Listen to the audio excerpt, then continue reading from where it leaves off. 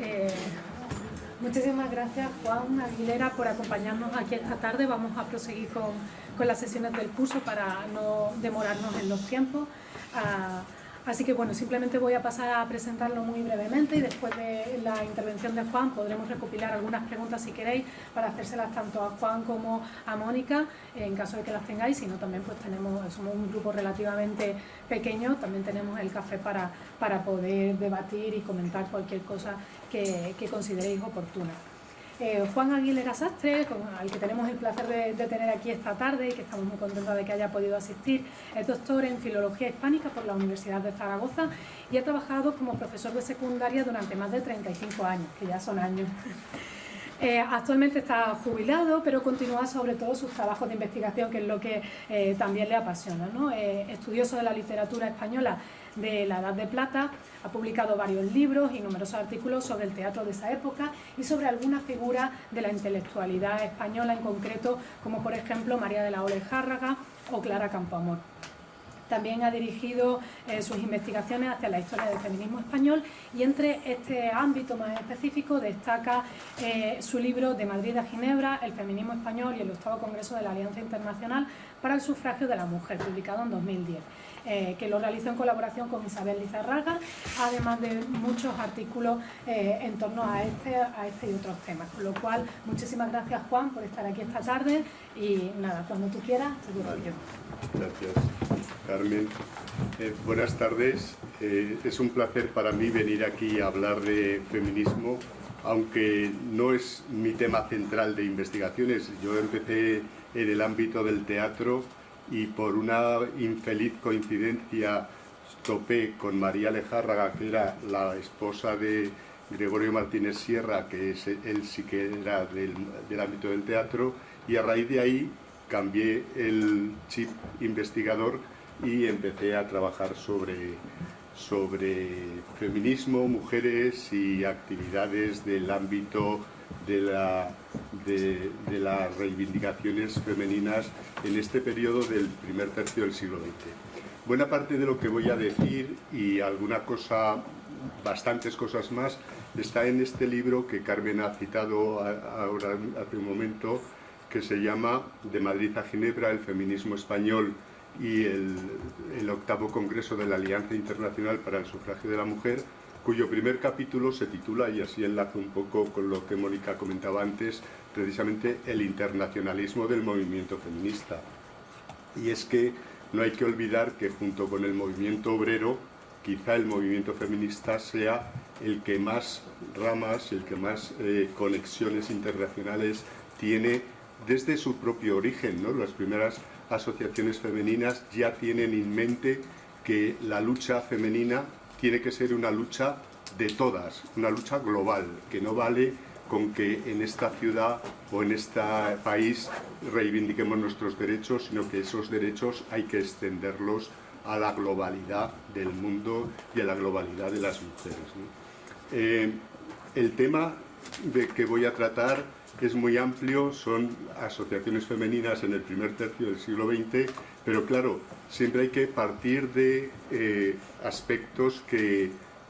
hay que tener en cuenta, y es que nada surge de la nada y siempre hay unos antecedentes que están ahí y que nos permiten estudiar lo que ha venido después. Yo siempre cito como el artículo que iluminó mi visión del feminismo, ese artículo famoso de Merinas de 1994, Experiencias de aprendizaje, la información histórica de los feminismos en España, porque ella fue la primera que de una manera muy clara y muy rotunda nos enseñó que el feminismo español no se puede confundir con el sufragismo de origen anglosajón, que es otra cosa, que es un movimiento que tiene otros matices y otras formas de ser entendido, y que sobre todo es un feminismo de carácter social que se olvida de las reivindicaciones políticas y del voto en muchas ocasiones y que tiende hacia otros aspectos que se citan ahí, como la igualdad civil, el derecho a la educación, los derechos laborales, la independencia económica, etcétera, etcétera. De manera que, de acuerdo con Merinas, yo creo que hay que hablar siempre de feminismos y no de feminismo, porque el feminismo no fue un movimiento en absoluto unitario y en absoluto dirigido por un solo camino, sino que tuvo muchas bifurcaciones y nos vamos a encontrar ahora, al hablar de asociaciones, con sorpresas de mujeres que aparentemente no tenían nada de perfil feminista a priori, pero que luego hacen reivindicaciones que ya las querríamos nosotros ahora, ¿no? Por ejemplo, por citar un solo ejemplo, las asociaciones católicas, que parece que son la antítesis del feminismo, son las primeras o de las primeras que empiezan a reivindicar condiciones laborales dignas para las mujeres trabajadoras, ¿no? Y para mí, por lo menos, eso es feminismo, ¿no? Bien, evidentemente,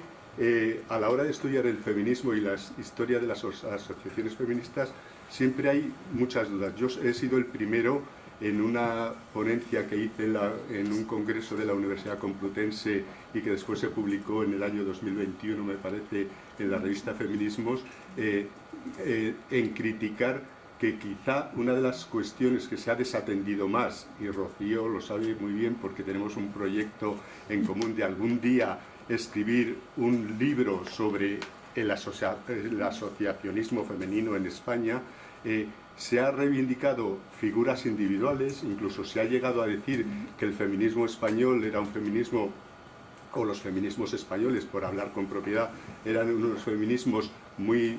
desestructurados, sin apenas arraigo en la sociedad española, y que solo había algunas figuras eminentes, y siempre se cita las mismas, ¿no? Concepción Arenal, Emilia Pardo Bazán, Rosario de Acuña, etcétera, que son las que iluminaban de alguna manera el campo yermo del feminismo español. Pues no es verdad, no es verdad, y hay mucho mar de fondo y hay mucho elemento interno que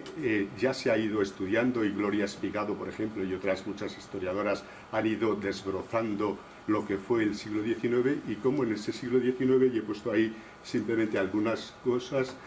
aparecen revistas femeninas que no son feministas, evidentemente, o la mayoría de ellas no son feministas, que incluso abogan por esa visión tradicional de la mujer como alguien que tiene que estar en casa, cuidar de sus hijos, ser buena madre, buena esposa, etcétera, etcétera, pero que también abren sus páginas a que esas mujeres escriban cuentos, escriban poemas, pongan sus ilustraciones, y por lo tanto les abran un camino hacia una reivindicación de un papel de la mujer que hasta entonces se había negado, ¿no? Hay ahí algunas de esas revistas que yo animo a quien quiera. Están estudiadas algunas, no todas, se pueden seguir profundizando, y si hay estudiantes deseosos de buscar temas de tesis o temas de investigación, pues ahí tienen algunas. Bien, Concepción Arenal y Emilia Pardo Bazán. También hay en esos momentos algunas acciones que no son feministas, ni siquiera femeninas, pero por ejemplo, cosas que se cree que nunca existieron, ¿no? En las Cortes Constituyentes del año 1868, en el sexenio revolucionario, se vota el derecho al sufragio femenino, y un diputado solicita que como medida preventiva se negase la extensión de ese sufragio femenino a las mujeres. Con lo cual, indirectamente, por negación, pero ya se estaba introduciendo el debate sobre si la mujer debería tener derecho a voto o no debería tener derecho a voto. Se crea el Ateneo de Señoras, impulsado por Faustina Sáenz de Melgar y Joaquina García de Balmaseda, en 1869. Se crea una institución muy estudiada y muy trabajada, pero que yo creo que todavía necesita una monografía, y que alguien debería atreverse a hacerla, que se llama la Institución para la Enseñanza de la Mujer, donde por ejemplo se forma María Goyri o se forma María Lejárraga, ¿no? y que estudian allí, y que es una asociación que, aunque está dirigida por un hombre, Fernando de Castro, está orientada específicamente a las mujeres, y a que las mujeres dejen de ser, digamos, unas iletradas o unas personas ajenas al mundo de la cultura. Eso sí que se ha estudiado más, ¿no? Tiene lugar en el año 82 y después en el año 92 los famosos congresos pedagógicos, donde de nuevo el tema de la educación de la mujer es uno de los temas estelares que se debaten en en esos congresos, con intervenciones de Concepción, de Emilia Bardo Bazán, que han sido muy estudiadas y muy trabajadas, y siguen apareciendo revistas, por ejemplo, como Origrana en Barcelona, o como Feminal también en Barcelona, o como El Pensamiento Femenino, que hasta ahora había estado muy poco estudiada, y que en un libro sobre Benita Asas Manterola,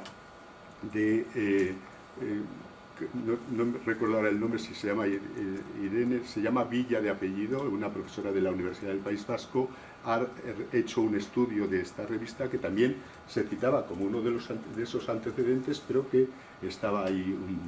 un poco perdida. O, por ejemplo, hay una primera manifestación de mujeres en Barcelona en septiembre de 1910, convocada por una de las asociaciones que vamos a citar ahora, la Sociedad Progresiva Femenina, que congrega a casi 30.000 personas, o 20.000 participantes en el centro de Barcelona, ellas reivindicaban el laicismo y el libre pensamiento, aunque tenían cuidado de no apartarse del discurso oficial, es decir, pero no somos anticatólicas, no, por lo que pudiera pasar. Bien, en este mundo, o en este campo difuso y complejo y no siempre unívoco de lo que es el asociacionismo femenino, las primeras asociaciones que aparecen están ligadas siempre, o casi todas, al libre pensamiento, al republicanismo y al laicismo, ¿no? Son las logias masónicas, los republicanos radicales, las militantes del socialismo utópico ligadas al fourierismo, las que dan el paso hacia esas primeras asociaciones, y así van surgiendo asociaciones que han sido estudiadas por María Dolores Ramos, fundamentalmente la profesora de la Universidad de Málaga, que yo creo que es la que más se ha adentrado en ese ámbito, pero también por Concha Fagoaga o por Luz Sanfeliu en la Universidad de Valencia, que ha estudiado las relaciones del blasquismo con el primer asociacionismo femenino, y van surgiendo asociaciones que no me voy a detener a explicar aquí, que han sido bastante estudiadas, estas sí, y son bastante conocidas, como la Asociación Republicana de Mujeres, dirigida por Carmen Munté, el Club Mariana Pineda y otros muchos clubs de mujeres ligados a la masonería andaluza, que tuvo una importancia clave entre finales del siglo XIX y el principio del siglo XX en el nacimiento del asociacionismo femenino, la Sociedad Autónoma de Mujeres de Ángeles López de Ayala, por cierto, otra mujer que necesita, aunque hay una biografía sobre ella, necesita un estudio riguroso, serio, de quién fue esta mujer, qué escribió, qué asociaciones promovió, qué trabajos hizo, qué textos publicó en los órganos de difusión de las logias masónicas, como los Dominicales del Libre Pensamiento y otros muchos periódicos, ¿no? La Asociación Libre Pensadora de Mujeres, la Asociación General de Femenina, las Damas Rojas de Madrid, ligadas al Partido Radical Republicano. Y quiero llamar la atención sobre un momento importante, porque luego volveré sobre ella, que es la fundación, aparte de esa revista madrileña que citábamos antes, El Pensamiento Femenino, que está muchas veces considerada como la primera revista íntegramente dirigida y escrita por mujeres, ¿no? Con Benita Asas Manterola al frente, de otra revista que es clave y que también es fundamental que alguien haga un estudio sobre esta revista, ¿no? La revista Redención, que se crea en Valencia, se funda en Valencia en 1915 y que surge al hilo del grupo feminista Sociedad Concepción Arenal, que se organiza en febrero de 1917 con el objetivo, dice, de que las feministas españolas fueran dignas hermanas de las nobles feministas europeas y por extensión del mundo entero. Es decir, y volvemos al internacionalismo, ¿no? Desde el principio estas asociaciones son la clave de todos. En ese ámbito de feminismos no hay que olvidar que también hubo grupos y hubo mujeres que lucharon por reivindicaciones, o que expresaron reivindicaciones femeninas o en favor de los derechos de la mujer, como los feminismos anarquistas, que ya en 1870, en el primer Congreso Obrero de la Federación Española de la EIT en Barcelona, se pide que tengan derechos para las mujeres. Mención especial merece el Congreso de la Federación de Trabajos de la Región Española, celebrado en Sevilla, donde por primera vez asistieron delegaciones femeninas representando distintas secciones de la o el Congreso de la Federación de Sociedades Obreras de la Región Española. Bien, en ese Congreso Fundacional de la CNT, que se celebra en 1910, se proclama que la redención moral de la mujer debía fundamentarse en la independencia respecto al marido, aunque también hay que decir que muchas veces estas proclamas de carácter ideológico, tanto anarquista como socialista, como comunista, después a veces hay bastante distancia entre la teoría y la práctica, ¿no? Una vez se decía, las mujeres deben llegar, etcétera, etcétera, pero luego en la práctica sus maridos seguían actuando con los mismos criterios y con los mismos esquemas machistas y patriarcales de siempre, ¿no? Y hay que citarlo, por supuesto, a Teresa Claramunt, quien ya en 1891 intentó impulsar la Sociedad Autónoma de Trabajadoras de Barcelona y otras asociaciones femeninas del momento. También surgen, al amparo del auge del Partido Socialista, grupos de un feminismo de carácter obrerista, los grupos femeninos socialistas, que sí que han sido estudiados especialmente por Marta del Moral Vargas y algunos estudiosos más, ¿no? Se crea el primer grupo femenino socialista en Bilbao en 1904 y a partir de ahí surgen con más o menos independencia, aunque el feminismo socialista en España casi siempre está subordinado y supeditado a las directrices del Partido Socialista general masculino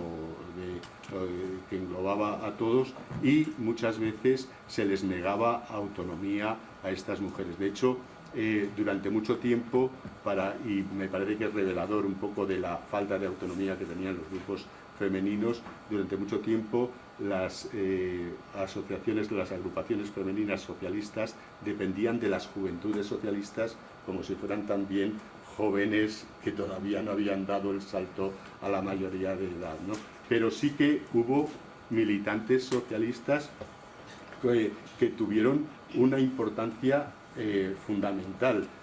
A todos nos viene a la mente, por ejemplo, Margarita Nelken, ¿no? Y ese libro fundamental, por cierto, que siempre se cita mal la fecha de edición, no es de 1919, la condición social de la mujer, sino de 1920, porque en ese libro habla del Congreso de la Alianza Internacional para el Sufragio de la Mujer, que se celebra en Ginebra en junio de 1920. Por lo tanto, difícilmente se pudo publicar en 1919, pero alguien puso 1919 y todas las bibliografías, hasta de los investigadores e investigadoras más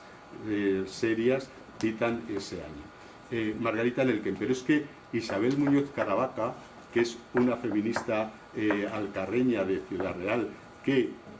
está en los grupos femeninos socialistas, en 1910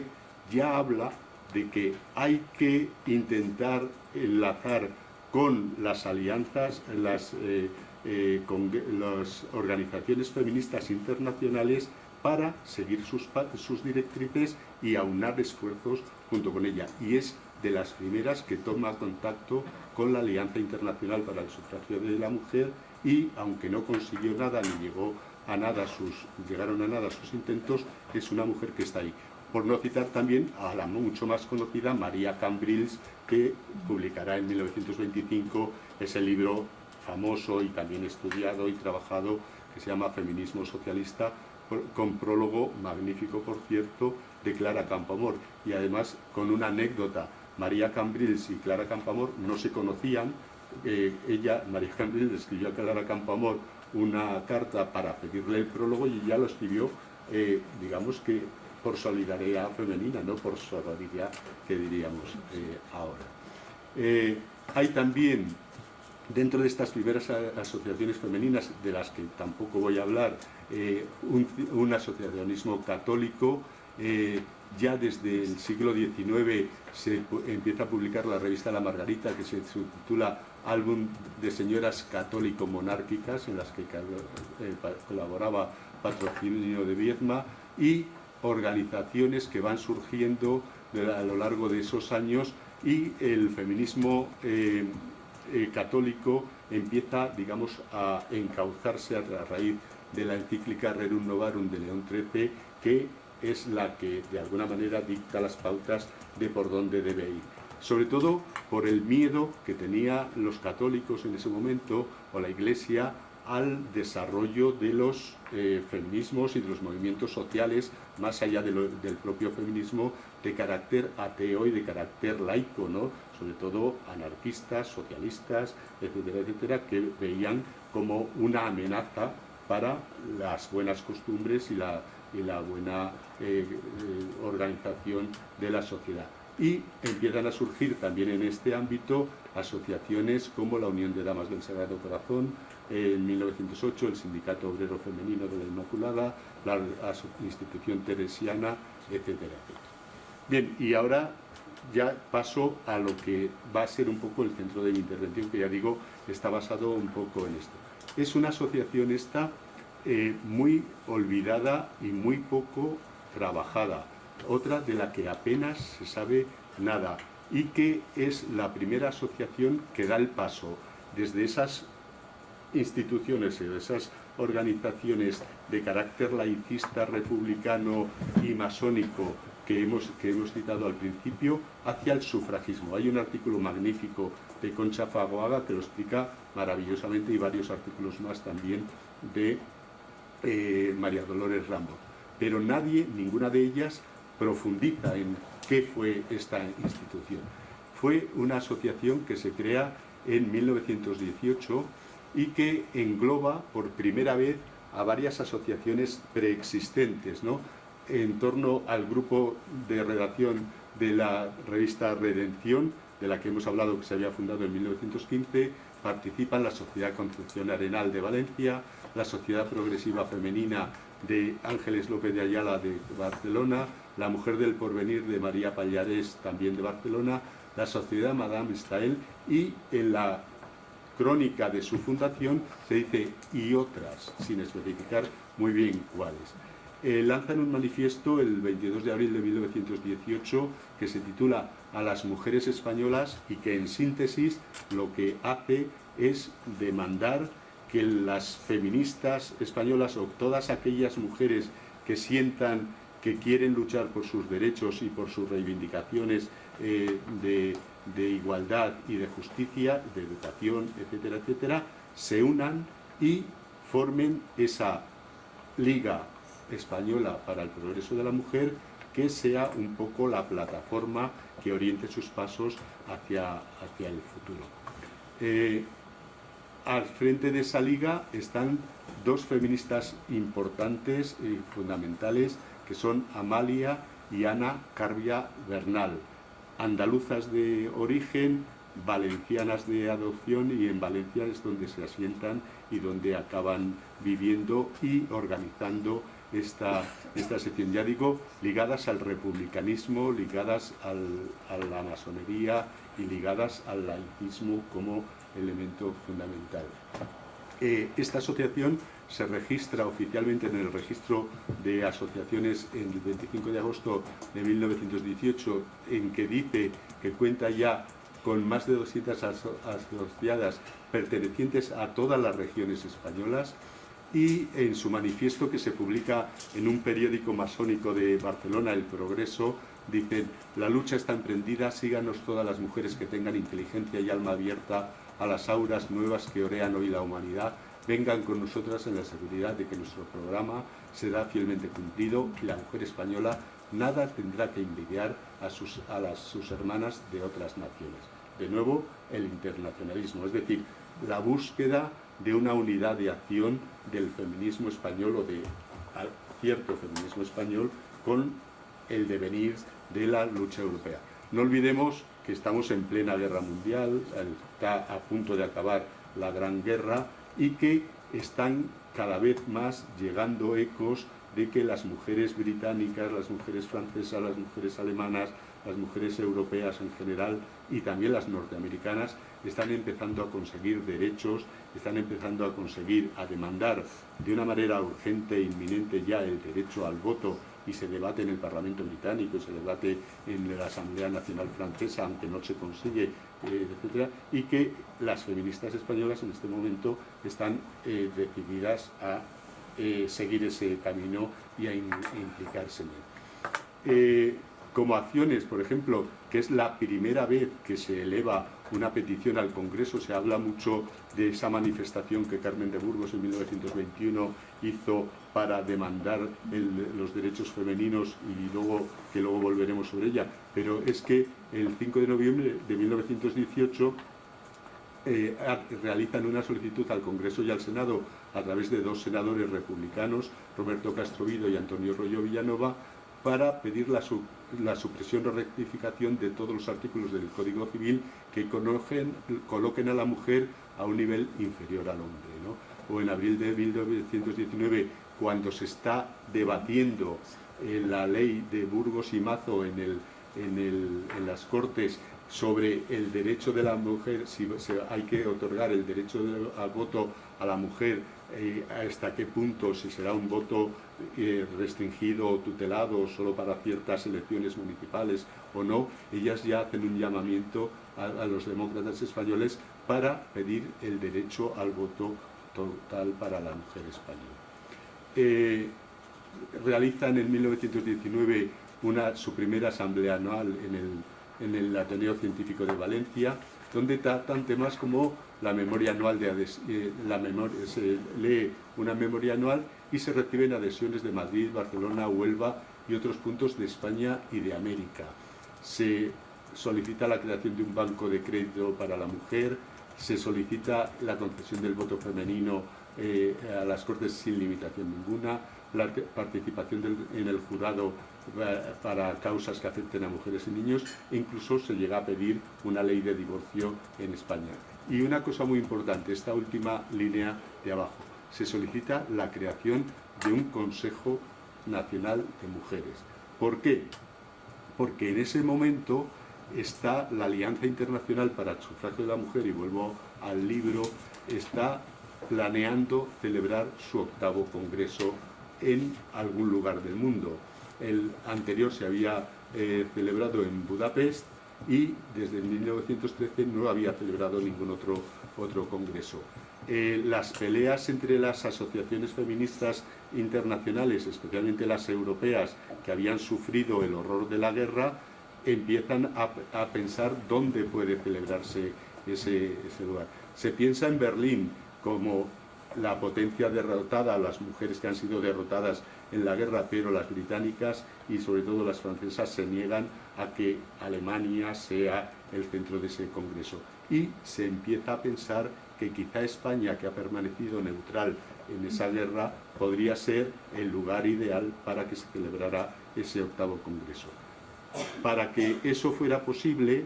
los países tenían que estar representados por un único Congreso Nacional que agrupara en su seno a las sociedades feministas existentes en el país. Por eso se pide ese Congreso Nacional de Mujeres, que luego vamos a comentar también y vamos a ver cómo se crea y cuándo se plantea. Como decía, en noviembre se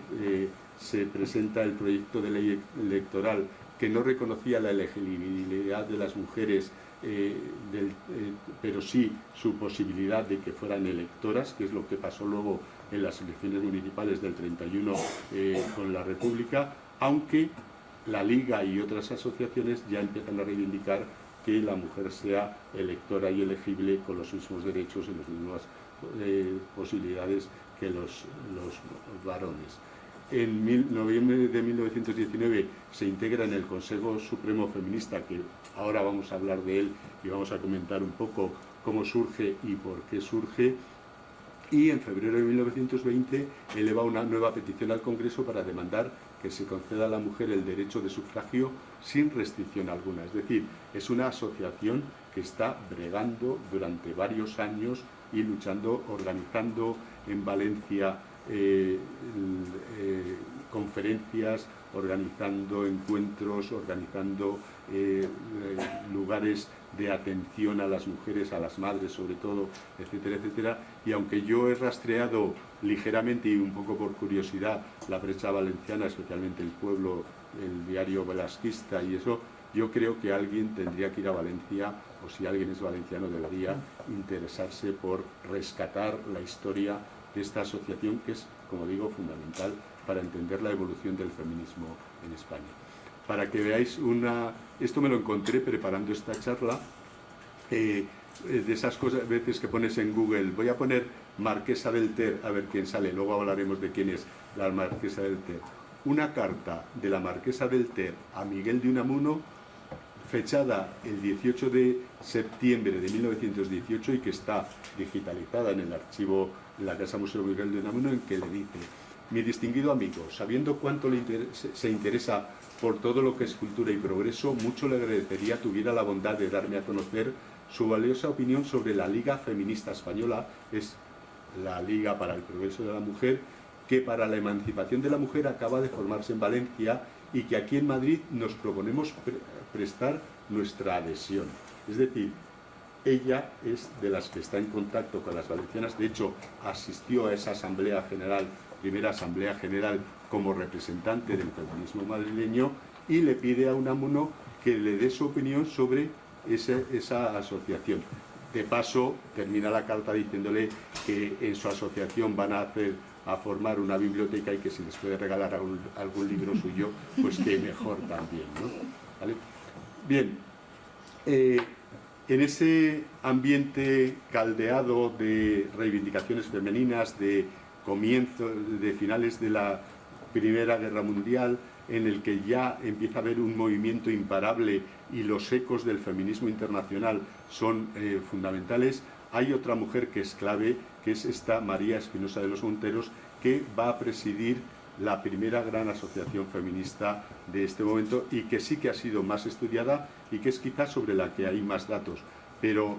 yo sigo insistiendo en que falta una monografía rigurosa y seria sobre qué fue la ANME, la Asociación Nacional de Mujeres Españolas, más allá de muchos exabruptos que se han dicho contra ella, empezando por Geraldine Scanlon, en ese libro que fue pionero en sus años sobre el feminismo español, pero que está desfasadísimo y que tiene, se llama La lucha feminista en España, ¿no? Sí, Geraldine Scanlon está en ACAL, el libro.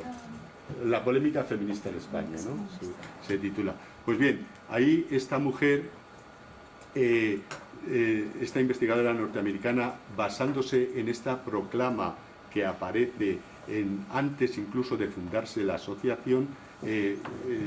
o de registrarse, se la tacha de una asociación absolutamente españolista, nacionalista, ultracatólica, conservadora, reaccionaria, en fin, le faltan adjetivos para hablar de ella, ¿no? Porque dice, es un momento que tampoco hay que olvidar, en que hay dos polémicas. Por una parte, los vascos y los catalanes ya están empezando a pedir en el Congreso algún tipo de autonomía, incluso demandando claramente la independencia de España o la creación de un Estado federal, cuando menos, ¿no? Y entonces está la reacción que estamos viviendo todavía ahora, ¿no? La contraria, y es que las fuerzas centralistas luchan porque sea justamente al revés, la unidad de España, el España se rompe, hemos oído 20.000 veces, etcétera, etcétera, ¿no? Y de ahí esta proclama ultranacionalista que sale de su sede, y esta es Benita Sasmanterola, que será la segunda de a bordo de María Espinosa de los Monteros, y de su programa, que también ha escandalizado mucho, pero que hay que matizar bastante. En su programa, los dos primeros artículos dicen, primero, oponerse por cuantos medios estén al alcance de la asociación a todo propósito, acto o manifestación que atente contra la integridad del territorio nacional. Segundo, procurar que toda madre española, en perfecto paralelismo con la maestra, inculque a sus hijos desde la más tierna infancia el amor a la madre patria, única e indivisible. Y ha habido mucha gente que ha estudiado la ANME o que ha hablado sobre la ANME y no ha pasado del segundo artículo, pero es que el programa circunstancial tenía tres partes y la primera solo tenía 36 artículos más, ¿no? Y ahí hablaba, ellos la denominaban un programa de circunstancias de una parte político-social, una parte dedicada especialmente a los niños y una parte económica. Y entre ellas se pedía, por ejemplo, la reforma del Código Civil, el desempeño de cargos públicos en igualdad de condiciones, la participación de la mujer en el jurado, la igualdad en el Código Penal en los casos de adulterio, el famoso artículo 438 que luego escribirá Carmen de Burgos y tantas otras, Clara Campoamor, sobre él, etcétera, etcétera. Y en cuanto a los derechos políticos, es cierto que inicialmente simplemente consideraban en este primer programa circunstancial que la mujer debería ser elegible para cargos populares públicos sin entreverse a demandar el sufragio activo, pero de manera inmediata, esto es finales de 1918, principios del 19, en enero de 1920, María Espinosa da una conferencia en la Academia de Jurisprudencia donde se declara absolutamente partidaria del voto femenino. Por lo tanto, es una asociación, llega a decir Bissy Genevois, que es otra de las mujeres investigadoras francesas que ha estudiado esto, que a ella le parece casi un programa socialdemócrata. O sea, yo no sé si llega a tanto, pero no es como para demonizarla y pensar que es una asociación de segunda. En paralelo y casi a la vez surge otra asociación, que es la Unión de las Mujeres de España. A veces se le quita el las, pero en los estatutos aparece así, que se registra el 24 de diciembre de 1918, se inscribe en el registro de asociaciones del Ministerio del Interior en el 19 y su manifiesto aparece en enero de 1919. Ya digo, esta coincidencia de todas estas asociaciones que surgen en ese momento, de alguna manera tiene que ver con ese rum que hay en el feminismo español de que quizá ese congreso de la Alianza Internacional puede venir a España y conviene estar preparadas y organizadas para organizarlo. En su junta directiva hay una mujer clave, que es Lily Rose Schenrich, la marquesa del Ter, que es la presidenta, y se desconoce el resto de la junta directiva. Sabemos que estuvo afiliada a Magda Donato, la hermana de Margarita Nelken, Victoria Priego, la doctora Concepción Aleixandre, que la veremos luego ligada a la JUF y a otras asociaciones, al Liceum, por supuesto, y a otras muchas, lo cual da idea de otra cosa que a mí, por lo menos como investigador, me ha costado mucho librarme de ese tipo de prejuicios, ¿no? De pensar que somos monolíticos ideológicamente y que cuando participas en una organización ya estás ligado a ella para siempre, y si eres socialista ya no dejas de ser socialista en tu vida, o si eres comunista no dejas de serlo. Mira Ramón Tamames, ¿no? Pues esta gente militaba en diversas asociaciones y pasaba de una asociación a otra sin grave problema, porque lo que les interesaba no era tanto la ideología de las asociaciones, que tampoco era tan clara ni tan nítida a la hora de enfrentar los problemas sociales, sino los derechos y cómo se luchaba por los derechos de la mujer, ¿no? Graciela de la Fuente, y se ha ligado siempre y se ha dicho siempre que una de las impulsoras y una de las directoras de esta asociación fue María Lejárraga. Sin embargo, sorprende que en ningún momento María Lejárraga aparece ligada a la UME, excepto en algún congreso internacional en el que va a representarlo, y por lo tanto yo creo que sí que estuvo vinculada a esta asociación, pero fue una asociación muy personalista de la marquesa del Ter, que delegó muy poco en el resto de la gente y que por otra parte la utilizó casi en su propio provecho y en su propio beneficio, de manera que daba muy poco margen de unión a los demás, aunque luego veremos que se incardina con otras asociaciones. Fue una asociación que intentó abrir lo que podríamos llamar sucursales o centros y delegaciones en el resto de España, y por lo menos está documentado, y hay un libro sobre el feminismo en Asturias que habla de la delegación asturiana con María Luisa Castellanos al frente, que fue una periodista del momento. En Barcelona hubo contactos para que se extendiera, y por lo tanto fue una asociación que en un momento determinado tuvo cierto interés. Y como vamos a ver ahora, frente a lo que muchas veces se dice, fue muy efímera y acabó muy rápido. No, pervivió por lo menos hasta 1935, en que la marquesa del Ter va a Estambul como representante de la UME al Congreso Internacional al Congreso de la Alianza Internacional de la Mujer. En junio de 1920 se celebra una nueva junta y la marquesa del Ter abandona, luego veremos por qué, la presidencia, que pasa a manos de Concepción Aleixandre, y sí que conocemos su junta directiva, y yo la he publicado en algún artículo que he escrito. Bien, es María Lejárraga.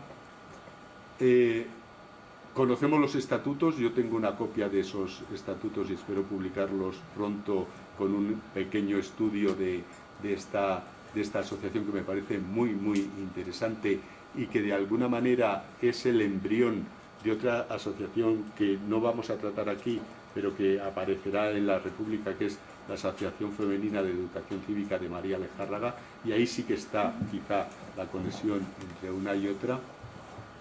Y antes de seguir adelante, hay que hablar de otra asociación, o una tercera asociación, que es la Federación Internacional Femenina, que crea Celsia Regis, Consuelo González Ramos. Consuelo González Ramos, que después será la fundadora, o que había fundado una revista que se llama La Voz de la Mujer y que perdura hasta 1931, fue en realidad la verdadera impulsora de la ANME, de la Asociación Nacional de Mujeres Españolas. Ella fue quien animó a María Espinosa a crear esa asociación y quien impuso que María Espinosa fuera su presidenta. Y cuando publicaron ese manifiesto españolista y político, claramente político y centralista, que veíamos antes, ella se desligó y decidió crear esta asociación, que en realidad fue una asociación fantasma porque nunca tuvo representatividad, ni que yo sepa una gran actividad. Ella presentó incluso un reglamento, que están ahí algunos de los capítulos del mismo. Esta es Celsia Regis y la revista La Voz de la Mujer, y que yo sepa solo tuvo estas acciones: la organización de una fiesta de la mujer todos los años que proponían que se hiciera, organizar clases de mecanografía en el Bazar del Obrero que dirigía la Congresa de San Rafael, y dice: empezamos pues con los mejores auspicios, ya que al ofrecimiento anterior se han unido la ilustre marquesa del Ter para figurar como federada con su asociación de mujeres de España. Luego veremos que esta asociación en realidad es justamente al revés. Tras años sin actividad, Celsia Regis vuelve a la carga para mantener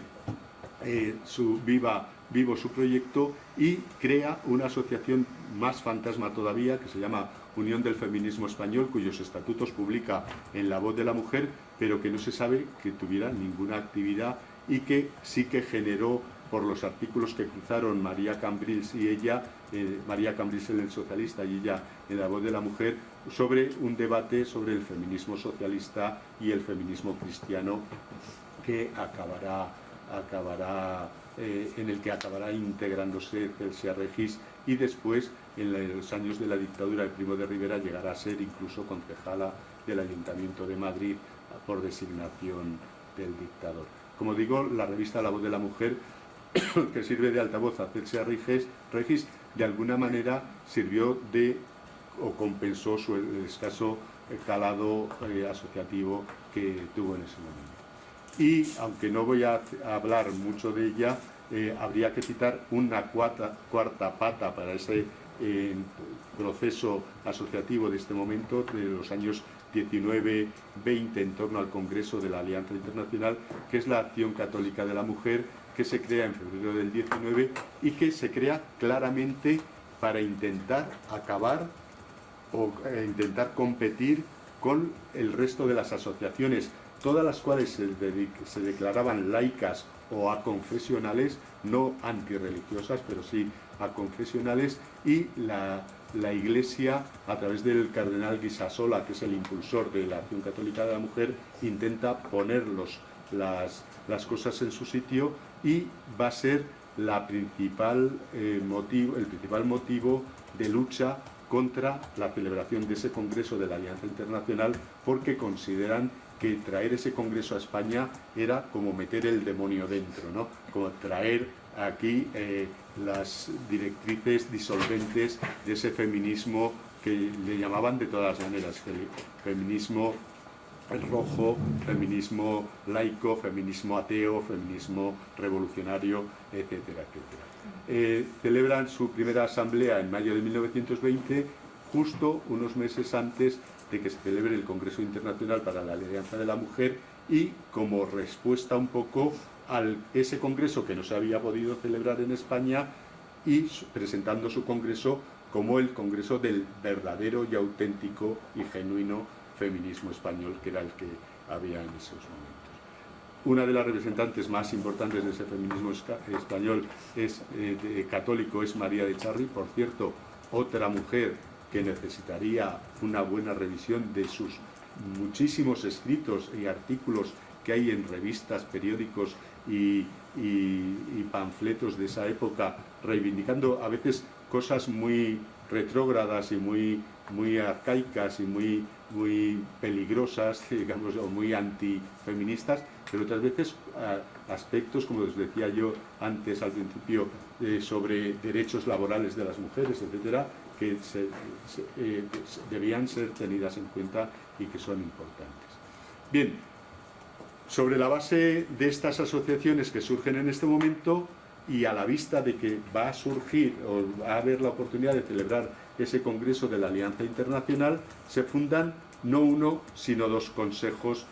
nacionales de mujeres en España. Uno que se va a llamar como tal Consejo Nacional de Mujeres, y que lo va a impulsar la marquesa Alter, la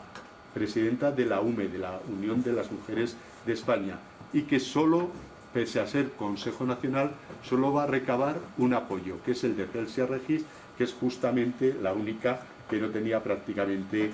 asociadas detrás ni elemento femenino detrás. Pero tiene una baza la marquesa Alter, y es que ella, que aunque había nacido en Francia, se había educado en Inglaterra y había vivido muchos años en Inglaterra y tenía nacionalidad inglesa, tenía contactos directos con las feministas inglesas, y es la que va a conseguir que ese Congreso de la Alianza Internacional venga a España. Contacta con ellas, les hace venir aquí y precipitadamente crea este Consejo Nacional de Mujeres para poderse presentar ella como la adalid o como la aglutinante de la Unión del Feminismo Español. Eso genera una reacción de rebote de todas las demás asociaciones. La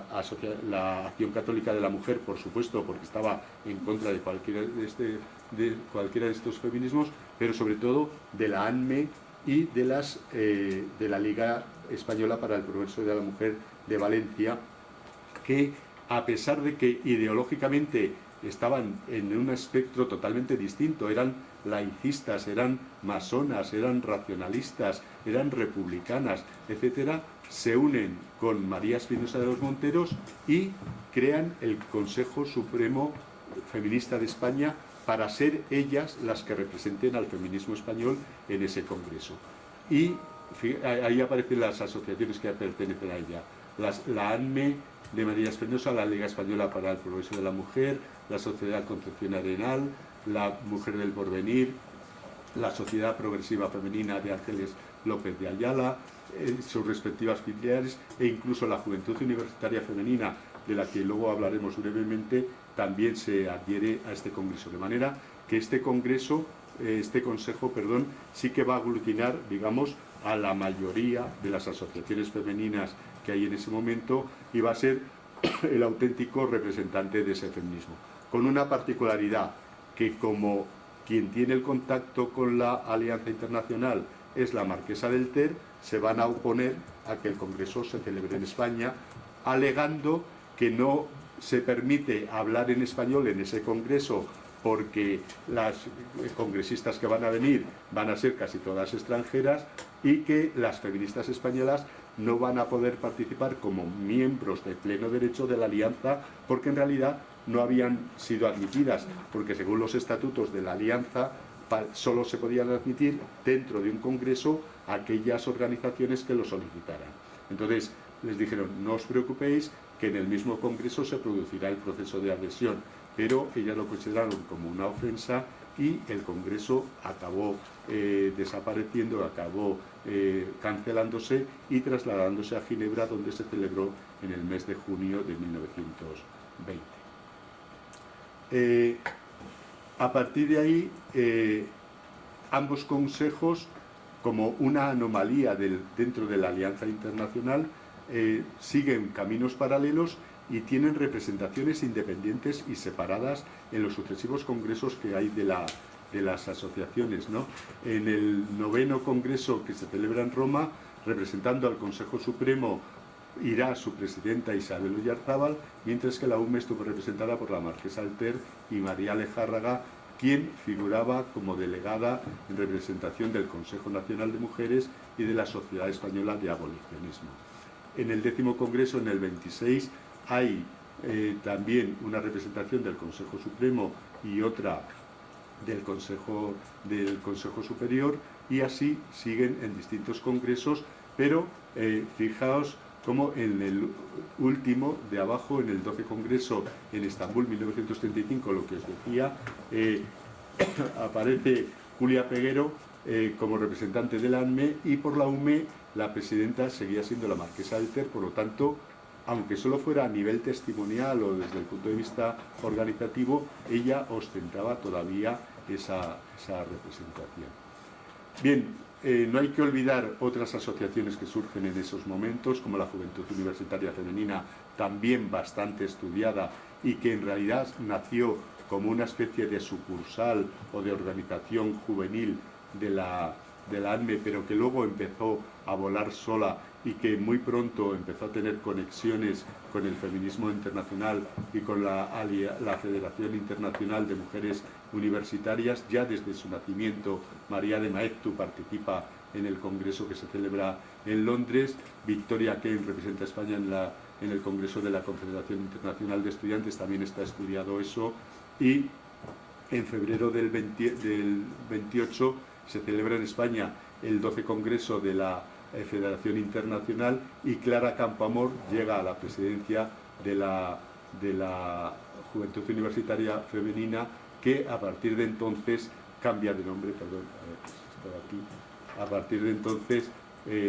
cambia de nombre y se llama Asociación Universitaria Femenina AUF. Termino, sí. Bien, como consecuencia de todo este jaleo que hay en torno a los años 20, surge otra de las asociaciones importantes que hay en ese momento, y que todos conocemos y que también ha sido muy estudiada, aunque tampoco de manera detallada y de manera rigurosa las acciones que emprendió. Es la Cruzada de Mujeres Españolas. Se crea en 1920, en marzo del 1920, se constituye en junio, y una cosa que hasta ahora se ha dicho poco y que se conoce relativamente poco es que desde el inicio de la creación de esta asociación, que siempre se liga sola y exclusivamente a Carmen de Burgos, a la famosa Colombine, está ahí la marquesa del Ter, y la marquesa del Ter se integra en su junta directiva, y la marquesa del Ter, no olvidemos, presidenta de la Unión de las Mujeres de España y del Consejo Nacional de Mujeres, formará parte importante de esta asociación. En 1924, esto está más estudiado, se integra en la Liga Internacional de Mujeres Ibéricas e Hispanoamericanas, creada por Elena de Arizmendi, y Carmen de Burgos se convierte en presidenta del Comité Central y desarrolla una intensa actividad que curiosamente va a ser paralela o coincidente en la reivindicación, por ejemplo, de la igualdad ante los códigos, de la reforma de los códigos civil y penal, etcétera, con acciones de la AME, con acciones de la ANME, con acciones de la UME, etcétera, etcétera. Por eso digo que a veces cuando se habla de ideología de unas asociaciones y otras, hay que tener mucho cuidado porque no eran tan diferentes y todas en sus estatutos por lo menos admitían mujeres de toda clase y de toda tendencia ideológica, ¿no? De hecho, hay bastante trasvase de unas asociaciones a otras y siempre aparecen conjuntamente.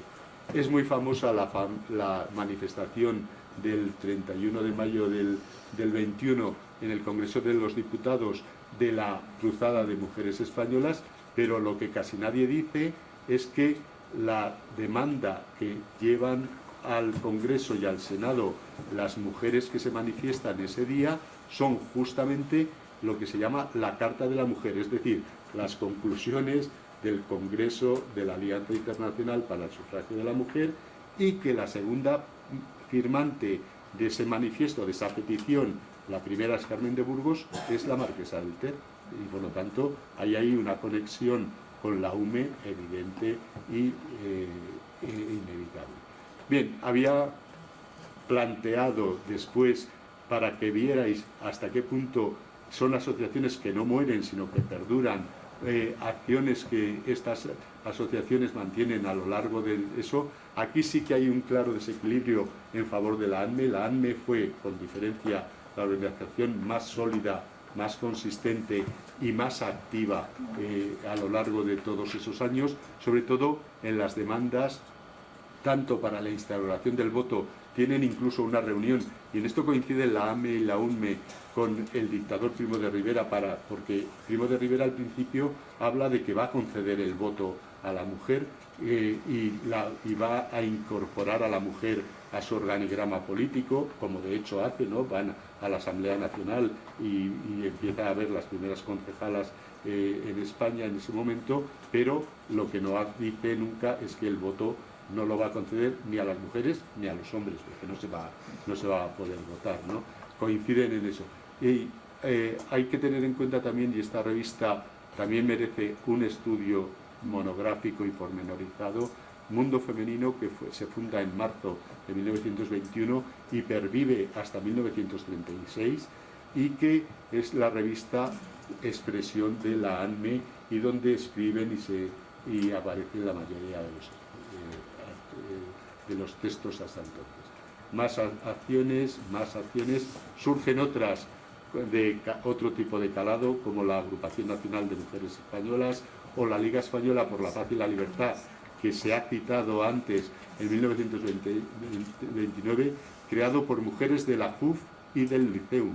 ¿vale? Conjuntamente presidida por Isabel Oyarzábal, y en la que colaboran, todos son nombres relacionados con el Liceum, Carmen Baroja, Margarita Gorriti, Carmen Gallardo, María Luisa Luzuriaga, Amalia Salaverría, etcétera, etcétera. Concepción Aleixandre, que era la que hemos dicho, y termino ya simplemente diciendo que quizá el momento, aunque hemos visto que hay una efusión y una gran afluencia de asociaciones femeninas en los años 20, el momento de eclosión del asociacionismo femenino evidentemente es la República, ¿no? Cuando llega la República no solo perviven muchos grupos femeninos como los grupos femeninos socialistas, la ANME, la UME, la Liga Internacional de Mujeres Ibéricas e Hispanoamericanas, el Liceo, la Asociación Católica de la Mujer, Acción Femenina, la Juventud Católica Femenina, sino que surgen otras muchas que también están pendientes de estudiar. Hasta sabemos poco de la Unión Republicana Femenina de Clara Campoamor, y yo como investigador siento vergüenza de que no sepamos qué pasó con esa asociación y qué se hizo cuando Clara Campoamor es quizá la mujer más determinante de la historia de España de esta época, ¿no? No solo por el voto femenino, sino por otras muchas cosas, ¿no? Pues surgen nuevas asociaciones, muchas de ellas ligadas a partidos políticos, como Agrupación Femenina Republicana, Unión Republicana Femenina, Asociación Femenina Republicana Victoria Arquén, la Asociación Femenina de Educación Cívica, etcétera, en los dos ámbitos del espectro político, ¿no? Abajo están las más tradicionalistas o las más de derechas, el Círculo de Aspiraciones Femeninas, las damas tradicionalistas, damas tradicionalistas de España, etcétera, ¿no? Sí, está repetida. La sección femenina tradicionalista de las Hons, etcétera, etcétera, ¿vale? Y bueno, como se acaba el tiempo, había preparado una cosa de cómo surge el Liceum, pero como se va a hablar tanto del Liceum aquí, simplemente un detalle. Yo en el año 2011 publiqué un articulito que afortunadamente ha sido muy citado y muy bien valorado por los estudiosos, que se llamaba Las fundadoras del Liceum Club, y recogía una encuesta que se hizo en La Libertad, preguntando a las principales protagonistas de la fundación del Liceum por qué perseguían, qué buscaban con el Liceum y cuál era su aspiración al crear ese club. Pues bien, en esa entrevista se dice que la verdadera creadora y la verdadera inspiradora del Liceum no fue María de Maeztu, sino María Lejárraga. Y yo, como soy lejarragólogo empedernido, pues no puedo dejar de decirlo, aunque quizá no sea verdad. Muchas gracias.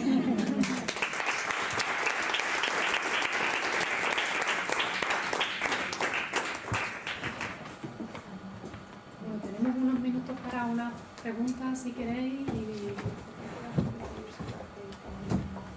si no, También se dice que fue Victoria Kent quien fue a hablar con Zenobia Camprubí a la residencia para proponerle la creación de un club a la manera londinense. O sea que yo creo que fue un proceso de muchas intersecciones, ¿no? De unas hablaban con unas, otras con otras, y poco a poco la idea fue fraguando y se fue encauzando, porque de hecho una de las grandes dudas que tuvieron, que me imagino que lo saben todos, es si iba a ser un club al estilo londinense o iba a ser un club que admitiera también hombres en su seno, ¿no? Y fue una de las discusiones que antes de la creación se debatieron duramente, porque había muchas mujeres que querían que también fuera hombres para que quitarles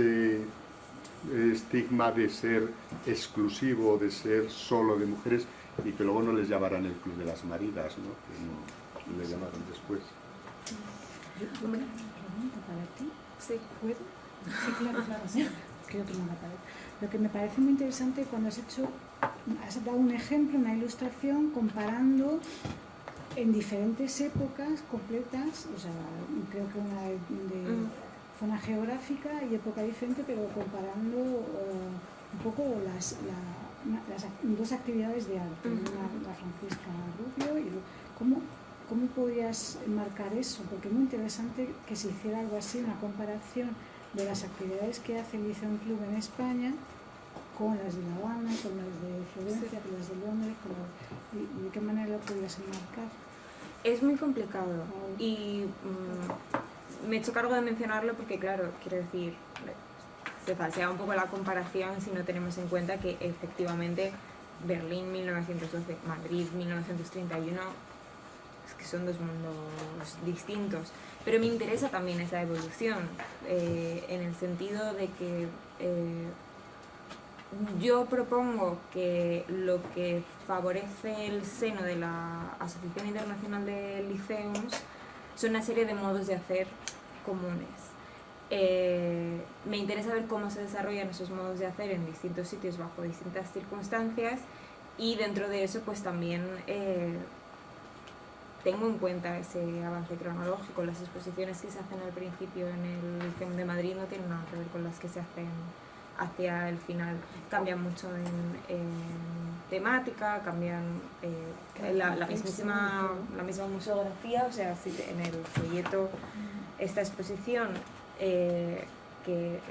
tenéis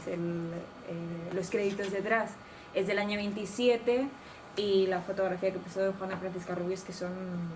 es ya otro tipo de exponer, de manera de exponer. Todo esto iba a... Sí, es difícil. es complicado, pero creo que en tanto que también ellas, aunque no llegaran a hacer actividades conjuntas muy a menudo, estaban pendientes las unas de las otras, merece la pena prestar atención un poco a qué hacen cada una de ellas con este modelo de programación cultural. ¿Y en tu estudio tienes pensado ver la internación, es decir, los intercambios internacionales que hay de socias de un club a otro? ¿O? En un principio yo me lo había planteado así, pero esto era con los 4 datos que yo tenía. Ahora que tengo más datos. Insisto mucho en la idea de que hay un trasfondo común que me parece muy importante para entender la actividad de cada uno de ellos, pero los intercambios literales son muy pocos. O sea, las artistas y los artistas latinoamericanos que exponen en el Liceum Club de Madrid, por ejemplo, ninguno de ellos pertenece a ninguna asociación. O sea, se conocen más pues porque María de Maestro había estado dando conferencias por Argentina, tenía muy buenas relaciones con la Embajada de Argentina, de hecho se hacen un montón de fiestas con la Embajada Argentina y del Liceum, como sabes, y probablemente es por eso que finalmente María Elena Ramírez termina haciendo una exposición allí, y en ese sentido igual merece más la pena mirar las redes locales y cómo quién expone en el Liceum y por qué expone en el Liceum. Entonces mi idea es observar el panorama internacional, hablar del Liceum de Madrid teniendo en cuenta ese panorama internacional que creo que afecta mucho a cómo se conforma y la manera en la que hacen las cosas, y después mirar al Círculo Cultural Medina y al Liceum Club de La Habana porque me parecen